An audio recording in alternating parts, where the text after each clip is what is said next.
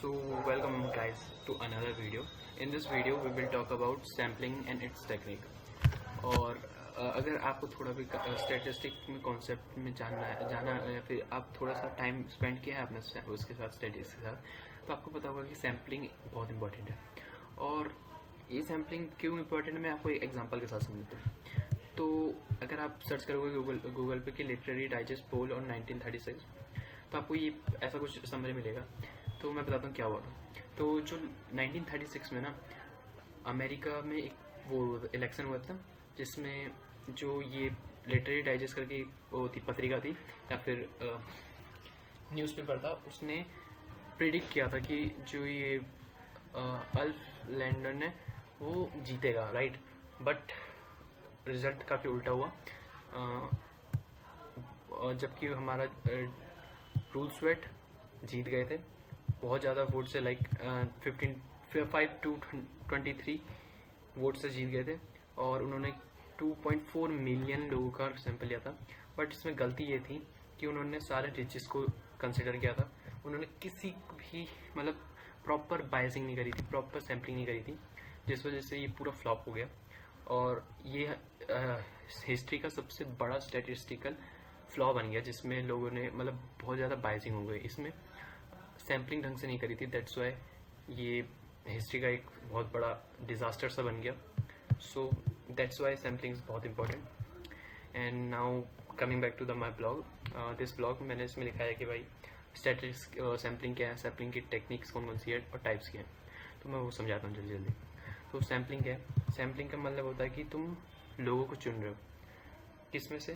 Population में से। अगर मैं ड्रॉ करके दिखाऊँ, एक minute, Exide draw, let me open. और अगर मैं ड्रॉ करके दिखाऊँ तो ये तुम्हारा पूरा वर्ल्ड है, जो या फिर पॉपुलेशन कह सकते हो, जिसमें बहुत सारे लोग रहेंगे, बहुत सारे क्या रहेंगे, पीपल रहेंगे, या फिर कह सकते हो हम लोग हैं, और ये पूरी पॉपुलेशन क्या है, अर्थ है। तो सैम्पलिंग का मतलब हो गया कि पूरे अर्थ या फिर पूरी पॉपुलेशन में से तुम कुछ पार्ट को निकाल लो, और ये जो पार्ट है करेक्टली सेटिस्फाई करना चाहिए या फिर करेक्टली रिप्रेजेंट करना चाहिए इस पूरे ग्लोब को या फिर पूरे पॉपुलेशन को। तो इसे ही हम सैम्पलिंग कहते हैं। और इस सैम्पलिंग में ये जो ग्रुप सैंपल ले रहे हो, सब सैंपल ले रहे हो, इसका ये बहुत इंपॉर्टेंस हो जाता है कि भाई तुम जो ये सैंपल ले रहे हो वो डिस्क्राइब करना चाहिए इस पॉपुलेशन को, वरना लिटरेरी डाइजेस्ट जैसा कुछ हो सकता है तुम्हारे साथ। तो लेट्स बिगिन। तो सैम्पलिंग एक कॉन्सेप्ट है जिसमें रिप्रेजेंटिंग ग्रुप निकालते हैं from the large population, preserve करते हैं जो डिस्ट्रीब्यूशन को पॉपुलेशन के, और ऐसे ग्रुप निकालते हैं जो रिप्रेजेंट कर सके या फिर एक्सप्लेन कर सके पॉपुलेशन को। Sampling is the process of selecting a small group from a large population to gather information and make conclusions about the whole group, because it is not physical, right? Physically ये possible नहीं है कि हम हर एक बंदे के पास जा पाए। तो हम क्या करते हैं कि हम छोटे छोटे ग्रुप लेते हैं जो पूरी पॉपुलेशन को रिप्रेजेंट करेगा, और उस ग्रुप पे टेस्ट परफॉर्म करते हैं, और उस ग्रुप के टेस्ट परफॉर्म होने के बाद हम उनके कंक्लूजन लगाते हैं पॉपुलेशन पे।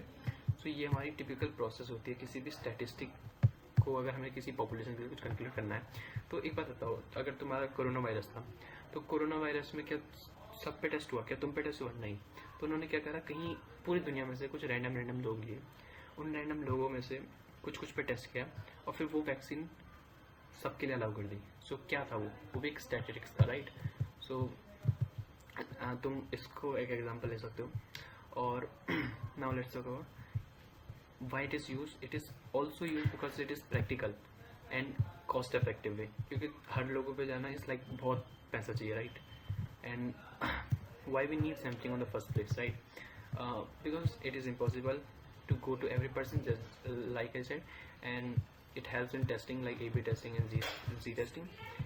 And then in machine learning also it is used, that is reinforcement learnings and reducing in variance, इसमें भी यूज़ किया जाता है। फिर मेथड ऑफ सैम्पलिंग में दो तरीके के होते हैं, probability based samplings and non probability based samplings, right. तो पहले हम समझते हैं प्रोबेबिलिटी बेस्ड, जिसमें किसी पॉपुलेशन के बंदे को चुनने की कुछ संभावनाएं होती है, चांसेस होते हैं, प्रोबेबिलिटीज होती है, right. These methods often equally non zero chances और से probability to be selected reduce the chances of selecting bias, क्योंकि ये पॉपुलेशन साइज में एक बंदे की सब बंदों की चुनने की प्रोबेबिलिटी बराबर होती है, इसमें कुछ भी बायस नहीं होता। तो ये हमारे सिलेक्शन बायस को बहुत कम कर देता है। तो ये होती है प्रोबेबिलिटी बेस्ड, जहाँ पे हर बंदे की चुनने की प्रोबेबिलिटी या चांसेस सेम रहते हैं, राइट। और फिर इसमें पहली टेक्निक होती है सिंपल रैंडम सैम्पलिंग, जहाँ हम क्या करते हैं, every member of a population has an complete equal chances of selecting. ये जो वनीला प्रोबेबिलिटी सैम्पलिंग होती है that is simple random sampling, जहाँ हर बंदे की चुनने की प्रोबेबिलिटी सेम है। This is often done using the random sample generator like a lottery system की तरह समझ सकते हो उसको समझना। तो दूसरा आता हमारा systematic sampling, where individuals are chosen at a regular or predefined interval of a ordered list. For example, selecting every 10th person after picking a random start point. अगर इसको समझना है तो तुम ऐसे इसको समझ सकते हो कि तुमने पूरी पॉपुलेशन को एक लाइन में लगा दिया, राइट। लाइन में रख दिया, ये सारी पूरी पॉपुलेशन है और ये जो पॉइंट लगा रहा हूँ मैं वो सारे हमारे पीपल्स हैं या फिर जो डाटा पॉइंट्स है उस पॉपुलेशन में। और यहाँ पे हर बंदे की चुनने की प्रोबेबिलिटी एक मतलब बराबर है, बट हम क्या कर रहे हैं, हम एक स्टार्ट पॉइंट ले रहे हैं कि इस बंदे से हम कर रहे हैं स्टार्ट, और हर एक केथ पॉइंट के पोजीशन पे जो भी बंदा होगा हम उसे ले लेंगे। इसका सिर्फ ये मतलब होता है कि अगला जैसे मान लो सेकंड लिया है तो फर्स्ट सेकंड इसको छोड़ के इस वाले बंदे को चुन लेंगे, देन 1 2 इसको छोड़ के इसको चुन लेंगे। तो that is systematic sampling, right? And its third part is stratified sampling, where population is divided into subgroup, that is also called stat, and based on the shared characteristic like age or group, random sample is drawn from each of the subgroups. So इसको समझने के लिए this is like your population, right? और यहाँ पे बहुत सारे लोग हैं, right? तो इसमें क्या करते हो तुम, कुछ ग्रुप्स बना देते हो लोगों के on the basis of their demographic characteristics और like let's say age, right, let's say what are they मतलब लोकेशन बेस्ड, राइट, तो डेमोग्राफिक। तो उसमें क्या करते हैं फिर इन जो मान लो ये पूरी पॉपुलेशन है, तुम 3 वो बना रहे हो, सब सैंपल्स बना रहे हो, तो आप क्या करते हो, तुम रैंडमली इस सब सैंपल में से एक पॉइंट चुनोगे, देन इसमें से एक, देन इसमें से एक, देन इसमें से एक, देन बराबर करते रहोगे जब तक तुम्हारा सफिशिएंट जितना तुम्हें चाहिए वो नहीं मिल जाता, right. So the population is divided subgroup, again sub divided on the basis of their shared characteristic that is demographic like age and gender, then random sample किया जाता है उसमें से, और that is what it is.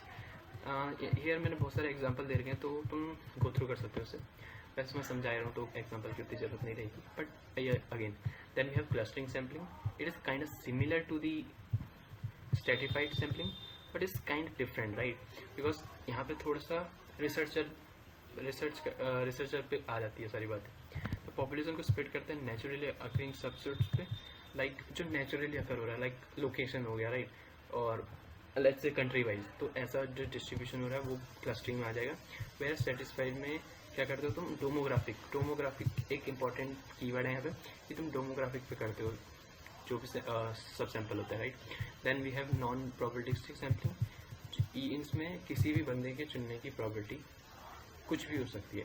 यहाँ पे हर बंदा जो चुन सकते हो तुम वो डिफरेंट होंगे, तो यहाँ पे फिक्स नहीं रहेगा कि भाई तुम इस बंदे को चुन लो उस बंदे को चुन लो, या फिर हर बंदे की चुनने की प्रोबेबिलिटी कुछ अलग होगी, ठीक है। तो इसमें पहले आता है कन्वीनियंस सैम्पलिंग। ये सैम्पलिंग रिसर्चर्स पे डिपेंड करती है मोस्टली। तो रिसर्चर को जिस चीज़ के लिए लोग चाहिए, जिस चीज़ के लिए उसे एक्सपेरिमेंट करना है, टेस्ट करना है, तो वो उन्हीं प्रकार के लोगों को लेगा, उन्हीं प्रकार के सब सैंपल्स लेगा, तो ये कन्वीनियंस हो जाता है, राइट। कन्वीनियंस का मतलब ही समझ पा रहे हो वर्ड का कि भाई अपनी उसके हिसाब से क्या कहते हैं, अपने मज़े के हिसाब से या फिर अपने कंफर्ट जोन के हिसाब से जो सैम्पलिंग होती है, that is what convenience sampling. And then we have purpose या फिर judgmental sampling. It is also the researcher uses their own expertise or deliberately selecting individuals most relevant to the study purpose, right? This approach is used when specific characteristic or expertise are needed. जब हमें कुछ specific characteristic या फिर कुछ expertise चाहिए होती हैं particular questions के लिए, तो हम इसका यूज़ करते हैं। Then we have quota sampling. It is like a सब सैम्पलिंग करना फिर उसमें से निकालना, is divided into some subgroups and researcher fill a predetermined quota. एक predetermined quota in the sense कि कुछ particular set of numbers of people या फिर particular set of sub sample ही want to take from the whole population ना, so that is quota, and यहाँ पे क्या करता है कि रिसर्चर के पास प्री डिटरमाइंड कोटा होता है, वो सब डिवाइड करता है ग्रुप को, पॉपुलेशन को, और उसमें से पर्टिकुलर सब ग्रुप में से कुछ नॉन रैंडम तरीके से निकाल लेता है, ठीक है। तो फिर इसके बाद हमारा स्नोबॉल सैम्पलिंग। स्नोबॉल सैम्पलिंग में क्या होता है कि एग्जिस्टिंग जो पार्टिसिपेंट होता है वो दूसरे अपनी नॉलेज में जो उसके अपने कनेक्शन में जो बंदा होगा वो उसको बोलेगा कि भाई तू मेरे साथ आ, तेरे पे भी रिसर्च होगी। तो ऐसा होता है इसमें, राइट। स्नोबॉल का नाम इसलिए है क्योंकि इसमें एक एनोमली है। अगर तुम्हें पता तो ये स्नोबॉल है, ये छोटी होती है जब स्टार्टिंग में होती है, और जैसे जैसे यहाँ आई तो यहाँ मान लो बड़ी हो गई, फिर यहाँ आई तो ये थोड़ी बड़ी हो गई, और यहाँ नीचे आते आते तो ये बहुत ही बड़ी हो गई, राइट। तो यही होता है हमारा स्नोबॉल इफेक्ट या फिर स्नोबॉल सैम्पलिंग, जहाँ पे स्टार्ट करते हो तुम एक रैंडम बंदे से, अब उसको बोलता है कि भाई तू अपने बंदे को जो जिसको तू जानता है उसको ला, फिर वो उसको बोला जाता है कि तू जिसको जानता है उसको ला, और धीरे धीरे चेन बढ़ जाती है। तो ये होता है हमारा स्नोबॉल सैम्पलिंग। सो इतना ही है इस वीडियो के लिए। मैं मिलता हूँ आपको नेक्स्ट वीडियो में नेक्स्ट ब्लॉग के साथ। So thank you for watching, bye.